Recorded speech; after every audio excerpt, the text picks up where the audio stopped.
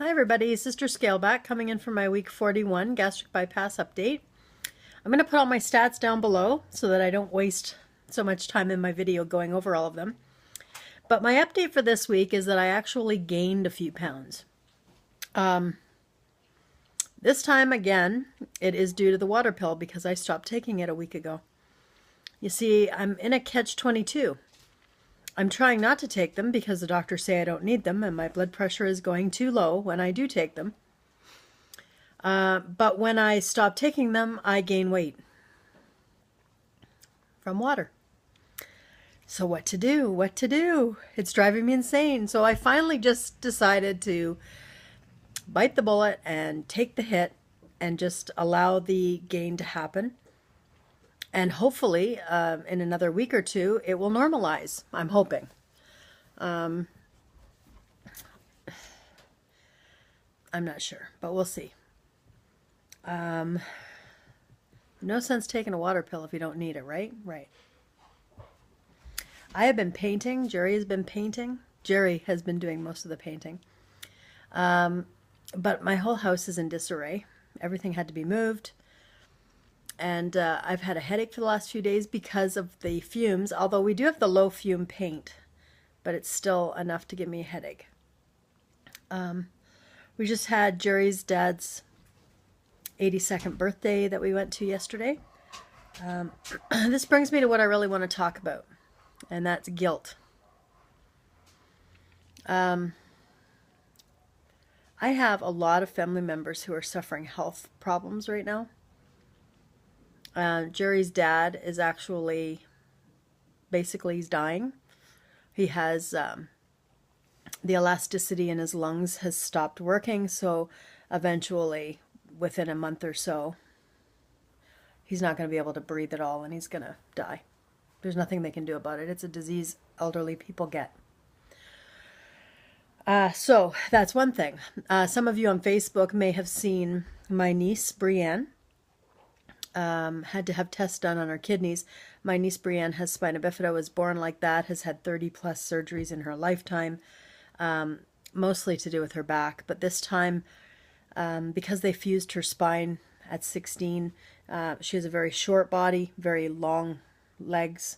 But the short body does not allow a lot of room for organs inside to fully function properly.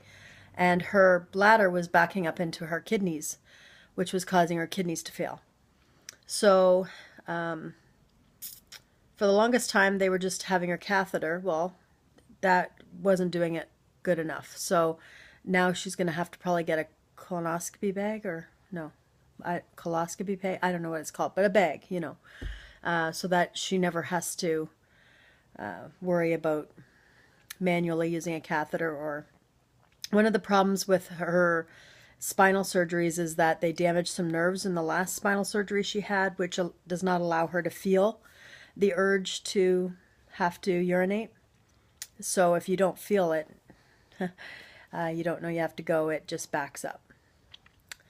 Anyway, that's the second thing. And then my brother, he lives in Alberta and works in a coal mine. A few years ago was getting out of his big monster truck the size of a house, you know, that they climb up into, and a pipe on the ground, somehow or other in the muddy roadway, lifted up and came down on his foot and crushed all the nerves in his foot. So he's dealing with chronic pain syndrome, and because the nerves are misfiring, even though he's healed, even though he can walk, the nerves are not agreeing with that, and they're sending signals to the brain that his foot is on fire. So he is going through ketamine injections, which sometimes helps with nerve pain. He's on Lyrica, which sometimes helps with nerve pain, as is my niece, by the way. She's taking Lyrica for nerve pain.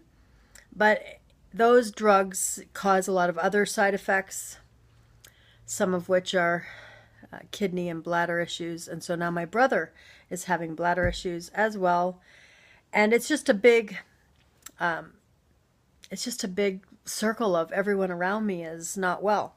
My sister, the mother of my niece that has spina bifida, she has very bad diabetes, and I can see her health is not well. And the stress of dealing with her daughter is getting to her as well, and I can see that it's taking its toll on her. My mother smokes like a chimney and cannot stop, will not / cannot stop, but because of the stress of everything in the family going on, she is constantly worrying about everybody. Now, this brings me to me. You're probably wondering, what does this all have to do with me?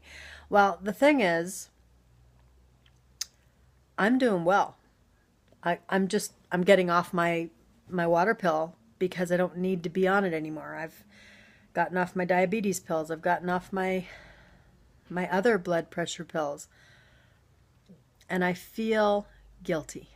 I feel guilty when I go to a birthday party for his dad who's dying, and everyone in the family, they see my niece. They see my niece and my sister, and they see how unwell they are, and then they comment on how well I'm doing, and I feel guilty. I don't want the attention. I really do not want the attention now. There are too many other people around me who need the attention, not me. So, so that's what I'm struggling with right now. It is true what they say, that weight loss surgery is a mental game, and it's not just about food, people. It's about body image. It's about attention. It's about depression. It's about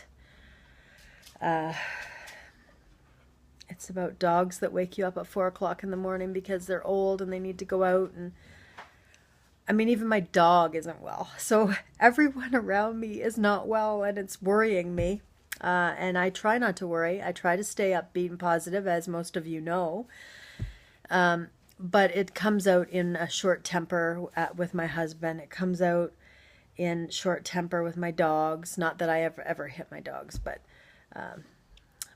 when they wake me up at 4 a.m., I get a little cranky, let's just say. Last night my power went out. First world problems, I know. But it was during the finale of The Walking Dead, and I lost it. I was fuming. I was like, I can't believe, of all times, you pick the last 20 minutes of The Walking Dead to go out. Our entire village was out, so it stayed out until about midnight. And then it came back on. Thankfully, time shifting allowed me to catch the show. So that's not even an issue, but it's just one more thing that's added to the pile. And it takes, usually all the big stuff I can handle. I put on a face of handling it.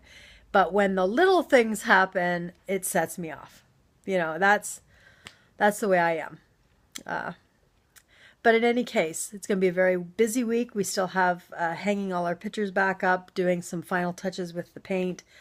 Jerry's been a godsend when it comes to painting for me. He used to do drywall and painting. He used to build houses when he was younger. So I'm very lucky to have somebody that knows how to do all that. Let's see, what else is there to say? Well, my eating hasn't been the greatest, as you can imagine. It hasn't been really terrible, but it hasn't been really good either. I've leaned a little bit heavy on the nuts and seeds, and let's see, we just bought some sugar-free peanut brittle, which, I should stay away from that because I don't normally have a sweet tooth, but this week I seem to have. Sugar-free ice cream.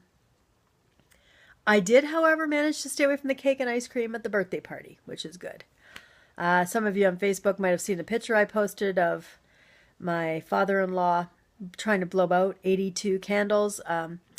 It occurred to us afterwards when someone pointed out that the man's on oxygen and we had 82 candles aflame right near his face. And he couldn't blow them out. Anyway, that was actually me helping him blow it out from the side. So talk about a fire hazard. That was not good. And then the smoke from all those candles really bothered him afterwards. So all these little things you don't think about until afterwards. Life, I'm glad I have one. And I hope you guys are glad that you have one. And I hope you appreciate all the little things in life, because they can just be taken so fast. Anyway, enough of that negativity. Go out and have a great week, everybody, and have a great Easter. Even though I'm not Christian, I used to be, and I do still celebrate with my husband and my family. Hope you all have a great week, and I'll see you next week for my next update, and hopefully there'll be some better news to report, especially with the weight loss. So we'll talk to y'all later. Bye.